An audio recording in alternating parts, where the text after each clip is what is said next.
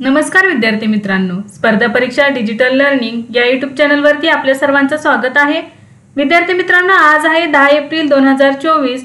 तर आपल्या daily current अफेअर्सच्या series मधील काही महत्त्वाचे चालू घडामोडींचे घटक आज आपण अभ्यासूया। चला तर मग आजच्या व्हिडिओला सुरुवात करूया। फर्स्ट क्वेश्चन आहे, अलीकडेच वित्त आयोगाचे नवीन सदस्य म्हणून कोणाची नियुक्ती करण्यात आली आहे? तर याचे योग्य उत्तर आहे मनोज पांडा। एप्रिल 2024 मध्ये सरकारने मनोज पांडा यांची 16व्या वित्त आयोगाचे नवीन पूर्णवेळ सदस्य म्हणून नियुक्ती केली आहे। ते इन्स्टिट्यूट ऑफ इकॉनॉमिक ग्रोथचे माजी संचालक आहेत। पांडा हे प्रख्यात अर्थशास्त्रज्ञ आहेत आणि त्यांनी आर्थिक विकास संस्थेत आरबीआयचे प्रोफेसर म्हणून काम केले आहे। 31 डिसेंबर 2023 रोजी 16व्या वित्त आयोगाची स्थापना करण्यात आली। बघा कधी स्थापना करण्यात आलेली आहे 16व्या वित्त आयोगाची, तर 31 डिसेंबर 2023 रोजी। 16व्या वित्त आयोगाचे अध्यक्ष अरविंद पनगाडिया हे आहेत, तर सचिव ऋत्विक पांडे हे आहेत।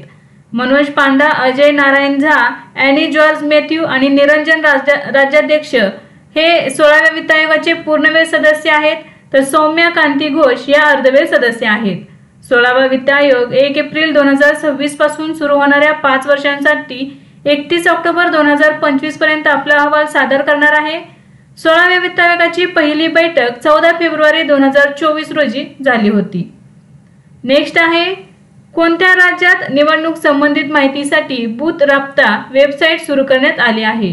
तर याचे योग्य उत्तर आहे पंजाब। एप्रिल 2024 मध्ये पंजाबमधील मालेरकोटला जिल्ह्यात जिल्हा निवडणूक अधिकारी आणि उपायुक्त डॉक्टर पल्लवी यांनी बूथ राबता वेबसाईट सुरू केली आहे। याचा उद्देश मतदारांचा सहभाग वाढवणे आणि निवडणुकीशी संबंधित माहितीची सुलभता वाढवणे। हे व्यासपीठ मतदार आणि मतदान कर्मचाऱ्यांसाठी एक व्यापक संसाधन केंद्र म्हणून काम करते। नेक्स्ट आहे, सर्वोत्कृष्ट बांधकाम प्रकल्पांसाठी अचीवमेंट अवॉर्ड श्रेणीत 15वा CIDC विश्वकर्मा पुरस्कार कोणाला देण्यात आला आहे? तर याचे योग्य उत्तर आहे गेल इंडिया लिमिटेड। 15वा CIDC विश्वकर्मा पुरस्कार गेल लिमिटेडला सर्वोत्कृष्ट बांधकाम प्रकल्पांसाठी अचीवमेंट अवॉर्ड श्रेणीत देण्यात आला आहे। गेल लिमिटेडने त्यांच्या Barauni Guwahati natural gas pipeline प्रकल्पासाठी हा पुरस्कार जिंकला आहे। कंपनीच्या वतीने गेलचे प्रकल्प संचालक दीपक गुप्ता आणि प्रकल्पांचे कार्यकारी संचालक AK त्रिपाठी यांनी हा पुरस्कार स्वीकारला। BGPL प्रकल्पाने प्रथमच ईशान्य भारताला राष्ट्रीय गॅस ग्रिडशी जोडले आहे। हा जगदीशपूर हल्दिया आणि बोकारो धामरा पाईपलाईन प्रकल्पाचा अविभाज्य भाग आहे। गेल लिमिटेड ही भारतातील सार्वजनिक क्षेत्रातील आघाडीची नैसर्गिक वायू कंपनी आहे। गेलची स्थापना नवी दिल्ली येथे 1984 मध्ये झाली।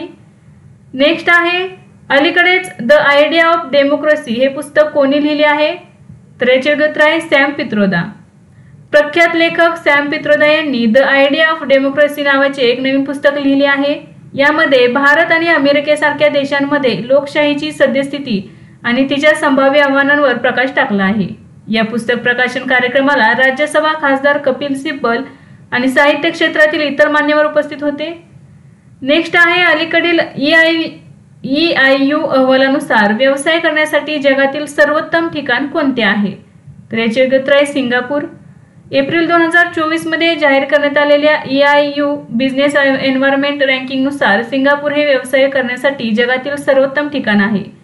EIU बिझनेस एन्व्हायरमेंट रँकिंगनुसार पहिले 3 देश बघा, सिंगापूर पहिल्या क्रमांकावरती आहे, डेन्मार्क दुसऱ्या, तर अमेरिका तिसऱ्या क्रमांकावरती आहे। या यादीमध्ये भारत हा 1.08 गुणांसह 51व्या स्थानावर आहे। सिंगापूरने सलग 16व्या वर्षी अव्वल स्थान कायम राखले आहे। नेक्स्ट आहे, अलीकडेच अमेरिकन सर्जिकल असोसिएशनची मानद फेलोशिप कोणाला प्रदान करण्यात आली आहे? तर याचे उत्तर आहे डॉक्टर रघुराम पिल्लारीसेट्टी। एप्रिल 2024 मध्ये डॉक्टर रघुराम यांना अमेरिकन सर्जिकल असोसिएशनच्या फेलोशिपने सन्मानित करण्यात आले आहे। ही मान्यता अमेरिकेतील प्रतिष्ठित शस्त्रक्रिया संस्थेने प्रदान केली आहे। युनायटेड स्टेट्समधील सर्वात जुन्या शस्त्रक्रिया संस्थेच्या 144 वर्षांच्या इतिहासात हा सन्मान मिळवणारे डॉक्टर रघुराम हे दक्षिण आशियातील तिसरे सर्जन आहेत।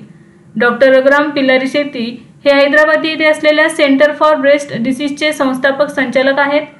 डॉक्टर रघुराम यांनी भारतातील स्तनाच्या कर्करोगाच्या काळजीमध्ये क्रांती घडवून आणण्यात अग्रणी भूमिका बजावली आहे।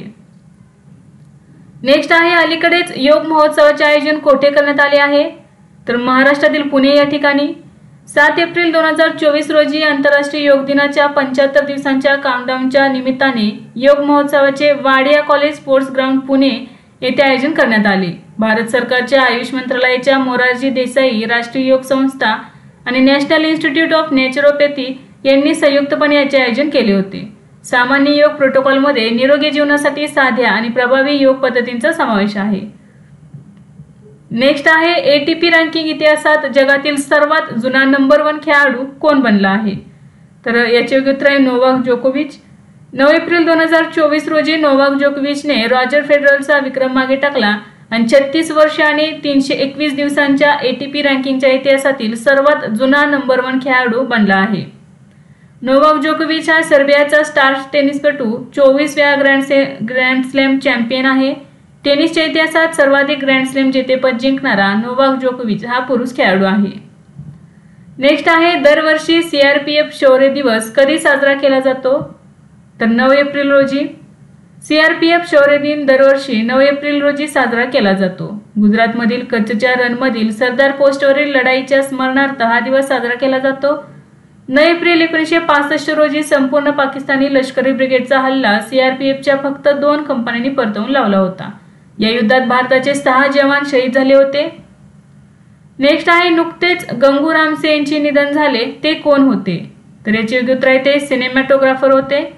7 एप्रिल 2024 रोजी गंगू रामसे यांचे मुंबईत निधन झाले। ते 83 वर्षांचे होते। गंगू रामसे हे प्रसिद्ध सिनेमॅटोग्राफर आणि चित्रपट निर्माते होते, जे आयकॉनिक रामसे ब्रदर्स बॅनरचा भाग होते। त्यांनी त्यांच्या प्रोडक्शन हाऊस अंतर्गत 50हून अधिक प्रतिष्ठित चित्रपटांमध्ये योगदान दिले आहे। नेक्स्ट आहे अलीकडेच भारत आणि पेरू यांच्यातील व्यापार करार चर्चेची 7वी फेरी कोठे सुरू झाली आहे? तर याचे उत्तर आहे नवी दिल्ली। एप्रिल 2024 मध्ये भारत आणि पेरू यांच्यातील व्यापार करार चर्चेची 7वी फेरी नवी दिल्लीत सुरू झाली। वस्तूंवरील सीमा शुल्क कमी करून किंवा काढून टाकून सेवा आणि व्यापाराला चालना देऊन द्विपक्षीय व्यापार आणि गुंतवणूक मजबूत करणे हा याचा उद्देश आहे। ही चर्चा 11 एप्रिल पर्यंत सुरू राहणार आहे। भारताने आर्थिक वर्ष 2023 मध्ये पेरूकडून $2.25 अब्ज किमतीच्या वस्तू खरेदी केल्या आहेत। यातील प्रमुख भाग सोन्याचा होता, ज्याचे मूल्य $1.8 अमेरिकन अब्ज होते, जे एकूण व्यापाराच्या सुमारे 80% आहे। राजदूत जेवियर पॉलिनिच हे चर्चेचे नेतृत्व करत आहेत। दोन्ही देशांमधील चर्चा ही 2017 मध्ये सुरू झाली होती। नेक्स्ट आहे अलीकडेच DRDOने कोणत्या राज्यात चाचणी केंद्र स्थापन करण्याचे काम सुरू केले आहे? तर याचे उत्तर आहे पश्चिम बंगाल।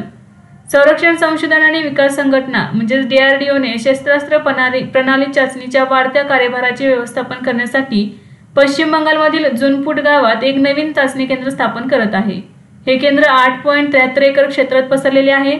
या प्रकल्पाचे उद्दिष्ट चांदीपूर ओडिसातील एकात्मिक चाचणी श्रेणी येथे चाचणी क्रियाकलापांना संबोधित करण्यासाठी अतिरिक्त कार्यक्षेत्र प्रदान करण्याचे आहे। नेक्स्ट आहे अलीकडेच कोणत्या देशाने आपला रोजगार व्हिसा कार्यक्रम बदलला आहे? तर याचे उत्तर आहे न्यूझीलंड। एप्रिल 2024 मध्ये न्यूझीलंडने गेल्या वर्षी जवळपास विक्रमी स्थलांतरानंतर आपला रोजगार व्हिसा कार्यक्रमात तातडीने बदल केला आहे। बदलांमध्ये कमी कुशल नोकऱ्यांसाठी इंग्रजी भाषेची आवश्यकता लागू करणे आणि बहुतेक नियोक्ता वर्क व्हिसासाठी किमान कौशल्य आणि कामाच्या अनुभवाची मर्यादा निश्चित करणे यासारख्या उपायांचा समावेश आहे। नेक्स्ट आहे नुकतेच शक्ती संगीत आणि नृत्य महोत्सवाचे आयोजन कोणी केले? तर संगीत नाटक अकादमीने केलेले आहे। संगीत नाटक अकादमी 9 ते 17 एप्रिल दरम्यान देशभरातील 7 वेगवेगळ्या शक्तिपीठांवर शक्ती संगीत आणि नृत्य महोत्सव आयोजित करणार आहे। गुवाहाटीतील कामाख्या मंदिरापासून शक्ती उत्सव सुरू होणार आहे। संगीत नाटक अकादमी ही national academy of performing arts आणि भारत सरकारच्या सांस्कृतिक मंत्रालयाची स्वायत्त संस्था आहे। नेक्स्ट आहे कोणत्या राज्य सरकारने अलीकडेच हिमालयातील गोल्फच्या जोखमीचे मूल्यांकन केले आहे? तर याचे उत्तर आहे उत्तराखंड। एप्रिल 2024 मध्ये उत्तराखंड राज्य सरकारने ग्लेशियल लेक आउटबर्स्ट फ्लड्सशी संबंधित जोखमींचे मूल्यांकन आणि कमी करण्यासाठी सक्रिय उपाययोजना सुरू केल्या आहेत।